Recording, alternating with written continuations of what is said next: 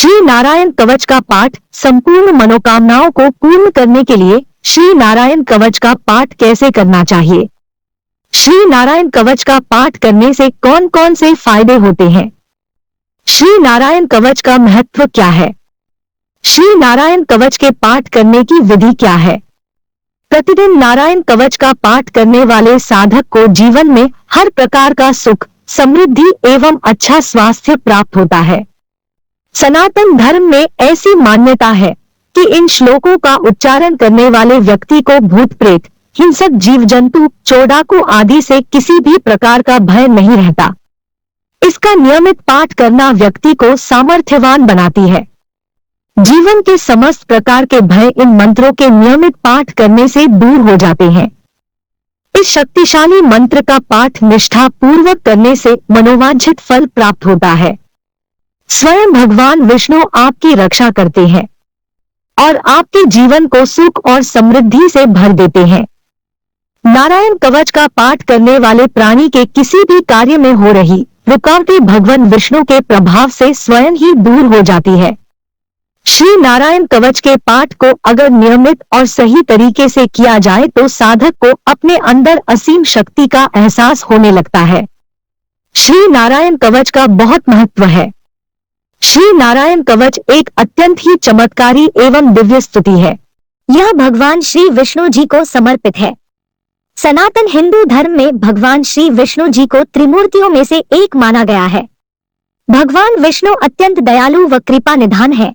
वह अपने भक्तों को समस्त प्रकार के कष्टों से बचाते हुए उनकी हर परिस्थिति में रक्षा करते हैं। विष्णु जी हिंदू सनातन धर्म के प्रमुख देवी देवताओं में से एक है। भगवान श्री विष्णु जी को ब्रह्मांड के कुशल संचालन के लिए उत्तरदायी माना गया है। श्री नारायण कवच भगवान श्री विष्णु जी को समर्पित एक दिव्य कवच है, जिसके माध्यम से आप भगवान श्री हरि विष्णु जी को बड़ी सरलता से प्रसन्न करके उनकी अनन्य भक्ति एवं कृपा प्राप्त कर सकते हैं। यदि आप अपने जीवन में किसी समस्या से अत्यंत दुखी है, कोई समाधान नजर नहीं आ रहा है, तो ऐसे में श्री नारायण कवच का पाठ करना आपके लिए अद्भुत परिणाम देने योग्य माना गया है। आप इस स्तुति का भगवान विष्णु जी के सम्मुख बैठकर नित्य प्रतिदिन श्रद्धा से पाठ करें। श्री नारायण कवच श्रीमद् भागवत महापुराण के 6ठे स्कंद के 8वें अध्याय से लिया गया है, जो कि भगवान विष्णु जी को समर्पित है। इसमें कुल 42 श्लोक है। जो व्यक्ति इन सभी मंत्रों का जाप संपूर्ण श्रद्धा भाव से करता है, उस व्यक्ति की संपूर्ण मनोकामनाएं शीघ्र ही पूर्ण हो जाती है। नकारात्मक प्रभाव से मुक्ति के लिए इस कवच का पाठ करना अत्यंत लाभप्रद माना गया है। शास्त्रों में यह भी लिखा गया है कि इस कवच का नित्य 9 बार पाठ करने से इसका प्रभाव और भी अधिक हो जाता है।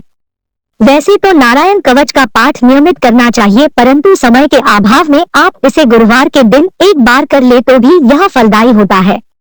इसी नारायण कवच की मदद से भगवान इंद्र ने असुरों पर विजय प्राप्त की थी और स्वर्ग पर आए संकट को समाप्त किया था। श्री नारायण कवच के पाठ करने की संपूर्ण विधि विधान के द्वारा ही किया जाना चाहिए। सबसे पहले स्नानादि करके स्वच्छ वस्त्र धारण कर ले, फिर पूर्वाभिमुख होकर भगवान विष्णु की प्रतिमा के सम्मुख आसन ग्रहण करें। भगवान विष्णु जी का ध्यान करते हुए उनके अष्टाक्षरी मंत्र नमो नारायणाय और द्वादशाक्षरी मंत्र नमो भगवते वासुदेवाय का जप करें। तत्पश्चात आप श्री नारायण कवच का पाठ आरंभ कर सकते हैं। श्री नारायण कवच का पाठ संपूर्ण होने के बाद भगवान विष्णु को गुड़, चना, बेसन के लड्डू, केला आदि का भोग अवश्य लगावें। गुरुवार का दिन भगवान श्री हरि विष्णु जी को समर्पित है। ऐसा माना गया है कि भगवान श्री विष्णु जी की पूजा के लिए गुरुवार का दिन अत्यंत श्रेष्ठ होता है। इस दिन विधि विधान से श्री नारायण कवच का पाठ करने से भगवान शीघ्र प्रसन्न होते हैं। श्री नारायण कवच का पाठ इस प्रकार है। श्री नारायण कवच। राजोवाच यया गुप्ता सहस्त्राक्ष सवाहान रिपुसैनिकान क्रीडन्ने विनिर्जित्य त्रिलोक्या बुभुजे श्रियम भगवंस्तन्माख्या ही वर्म नारायणात्मकम यथात्तायेन शत्रून् येन गुप्तो जन्मृधे। श्री शुक उवाच वृता पुरोहितोस्त्वाष्ट्रो महेन्द्रायानुपृच्छते नारायणाख्यं वर्माः तदिहैक्नाः शृणु। विश्वरूप उवाच धौतांग्रपानिराचम्य सपवित्र उदम मुखा कृतस्वांतरन्यासो मंत्राभ्या वाग्यता शुचिया नारायण्यं वर्म सन्नह्येत् भय आक्ते पाद्योर्जानुनोरुर्वो रुद्रे हृदयथोर्स मुखे शिरस्यानुपूर्व्यादोकारादीनि विन्यसे नमो नारायणायति विपर्ययमथापि करन्यास तथा कुर्याद् द्वादशाक्षर विद्यया प्रणवादिकारन्तं गुल्यंगुष्ठपर्वसु न्यसेद हृदय ओकारण विकारमनो मूर्धनि शकारण तु भ्रुवोर्मध्ये नकारण शिख्या दिशे वेकारण नेत्रयोर्युञ्जानकारं सर्वसन्धिषु मकारमुस्त्रमुद्दिश्य मंत्रमूर्तिर्भवेत् बुधा सविसर्गं फडन्तं तत्सर्वदिक्षु विनिर्दिशे विष्णवे नम इति आत्मानं परमं ध्यायेत् ध्येयं षट्शक्तिभिर्युतम् विद्यातेजस्तपोमूर्तिमिमं मंत्रमुदाहरेत् हरिर्विदध्यान्मं सर्वरक्षान्यस्ताङ्घ्रिपद्मः पद्गेन्द्रपृष्ठे दरारचर्मासिग्देषु चापाशान् दधानोष्टगुणोष्ट बाहुआ जलेषु मा रक्षतु मत्स्यमूर्तिर्यादोग्नेभ्यो वरुणस्य पाशात् स्थलेषु मायावतु वामनो व्यात् त्रिविक्रमा खेवतु विश्वरूपा दुर्गेष्वट व्याजिमुखादिषु प्रभुः पायान् नरसिंहो सूर्योत्पार्य विमुञ्चतु यस्य महाट्हासन दिशो विनिदुर्न्यप्तंश्च गर्भाः रक्षत्वसौ माध्वनि यज्ञकल्पा स्वदंश्चयोन्निधरो वराः रामोद्रिकूटेष्वत् विप्रवासे सलक्ष्मणो व्यात् भर्ताग्रजोऽस्मान् मामुग्रधर्माद्खिलात् प्रमादान्नारायणः पातु नरश्छासात् दत्तस्त्वयोगादथ योगनाथः पायाद् गुणेशः कपिलः कर्मबन्धात् नत्कुमारो वतु कामदेवाध्रिशीर्षा मा पथि देवहेलनाथ देवर्षिवर्यः पुरुषार्चनान्तरात् कूर्मो हरिर्मा निर्यातशेषात् धन्वन्तरिर्भगवान् पात्वपथ्याद् द्वन्द्वाद् भयादृशभो निर्जितात्मा यज्ञश्च लोकाद्वताज् जनान्ताद् बलो गणात् क्रोधवशाधीन्द्रा द्वैपायनो भगवान् प्रबोधात् बुद्धस्तु पाखंड गणात् प्रमादात् कल्किः कले कालमलात् प्रपातु धर्मावनायरुकृतावतारा मां केशवो गद्या प्रातर्व्याद गोविंद आसंगव मात्वेनुआ नारायण प्राण उदात्त शक्तिर्मध्यं दिने विष्णुरीन्द्र पाणिः देवो प्राणे मधुहोग्र धन्वा सायं त्रिधामावतु माधवो माम दोषे हृषिकेश उतारधरात्रे निशीत एकोवतु पद्मनाभः श्रीवत्स धामा परात्र ईशा प्रत्युष ईशो सिद्धरो जनार्दना दामोदरो व्यादनुसंध्यन प्रभाते विश्वेश्वरो भगवान कालमूर्तिया चक्र युगान्तानलतिगमने में भ्रमत समन्तात् भगवत प्रयुक्तम दंदग्धि दंदग्ध्यरिसैन्यमासु कक्षम यथा वातस्खो हुताशा गदेश निस्पर्शन विस्फुलिंगे निष्पिंडी निष्पिंड्यजित प्रियासी कूष्मांडवैनायक्यक्षरक्षो भूतग्रहांश्चूर्णय चूर्णयारीं त्वं यातुधान प्रमुख प्रयत्मात्रिपिशाच विप्रग्रह घोर दरिष्टीं